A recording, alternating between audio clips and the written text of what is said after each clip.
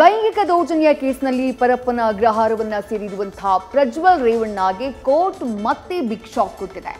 ಎರಡನೇ ಪ್ರಕರಣದಲ್ಲಿ ಸಲ್ಲಿಸಿದ್ದಂತಹ ನಿರೀಕ್ಷಣಾ ಜಾಮೀನು ಅರ್ಜಿಯನ್ನು ಕೂಡ ಜನಪ್ರತಿನಿಧಿಗಳ ನ್ಯಾಯಾಲಯ ವಜಾಗೊಳಿಸಿದೆ.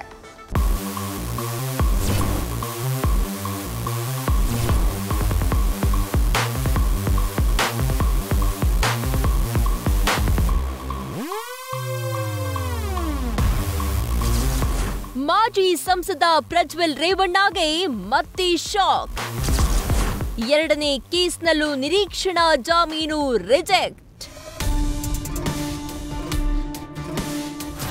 ಅಸಹಜ ಲೈಂಗಿಕ ದೌರ್ಜನ್ಯ ಕೇಸ್ನಲ್ಲಿ ಸೂರಜ್ ರೇವಣ್ಣಗೆ ಕೋರ್ಟ್ ರಿಲೀಫ್ ನೀಡಿದೆ. ಇದರ ಬೆನ್ನಲ್ಲೇ ನನಗೂ ಜಾಮೀನು ಸಿಗಬಹುದು ಅಂತ ಆಸೆಯಿಂದ ಪರಪ್ಪನ ಅಗ್ರಹಾರದಲ್ಲೇ ಎದುರು ನೋಡ್ತಾ ಇದ್ದ ಪ್ರಜ್ವಲ್ ರೇವಣ್ಣಗೆ ಮತ್ತೆ ನಿರಾಸೆಯಾಗಿದೆ.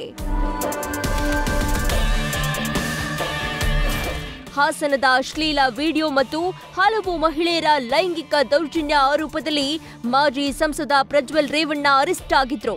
ಇದಾದ ಬಳಿಕ ಪ್ರಜ್ವಲ್ ವಿರುದ್ಧ ಒಂದರ ಹಿಂದೆ ಒಂದರಂತೆ ಒಟ್ಟು 4 ಲೈಂಗಿಕ ದೌರ್ಜನ್ಯ ಕೇಸ್ಗಳು ದಾಖಲಾಗಿದ್ವು. ಸುಮಾರು 2 ತಿಂಗಳಿಂದ ಪ್ರಜ್ವಲ್ ರೇವಣ್ಣ ಜೈಲಿನಲ್ಲಿದ್ದಾರೆ. ಈಗಾಗಲೇ 1 ಮತ್ತು 3, 4ನೇ ಕೇಸ್ನಲ್ಲಿ ಪ್ರಜ್ವಲ್ಗೆ ಭಾರಿ ನಿರಾಸೆಯಾಗಿತ್ತು. ಇನ್ನು 2ನೇ ಕೇಸ್ನಲ್ಲಿ ನಿರೀಕ್ಷಣಾ ಜಾಮೀನಿಗಾಗಿ ಪ್ರಜ್ವಲ್ ಅರ್ಜಿ ಸಲ್ಲಿಸಿದ್ರು.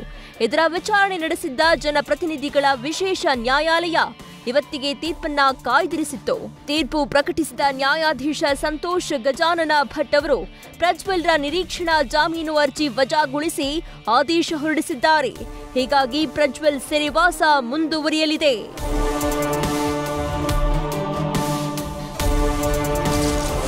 ಜಾಮೀನಿಗಾಗಿ ಹೈಕೋರ್ಟ್ ಮೊರೆ ಹೋಗ್ತಾರಾ ಪ್ರಜ್ವಲ್?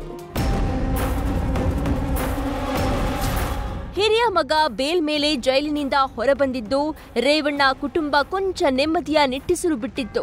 ಪ್ರಜ್ವಲ್ಗೂ 1 ಕೇಸ್ನಲ್ಲಿ ಜಾಮೀನು ಸಿಗಬಹುದು ಅಂತ ನಿರೀಕ್ಷೆಯಲ್ಲಿದ್ರು. ಸದ್ಯ 4 ಲೈಂಗಿಕ ದೌರ್ಜನ್ಯ ಕೇಸ್ನಲ್ಲಿ ಪ್ರಜ್ವಲ್ ರೇವಣ್ಣಗೆ ಜಾಮೀನು ಸಿಕ್ಕಿಲ್ಲ. ಹೀಗಾಗಿ ಪ್ರಜ್ವಲ್ ರೇವಣ್ಣ ಜಾಮೀನಿಗಾಗಿ ಈಗ ಹೈಕೋರ್ಟ್ ಮೊರೆ ಹೋಗುವುದು ಅನಿವಾರ್ಯವಾಗಿದೆ. Vishnu Prasad, news first, Bengaluru. News first ನಿರ್ಭೀತಿಯಿಂದ ನಿಮ್ಮ ಪರವಾಗಿ.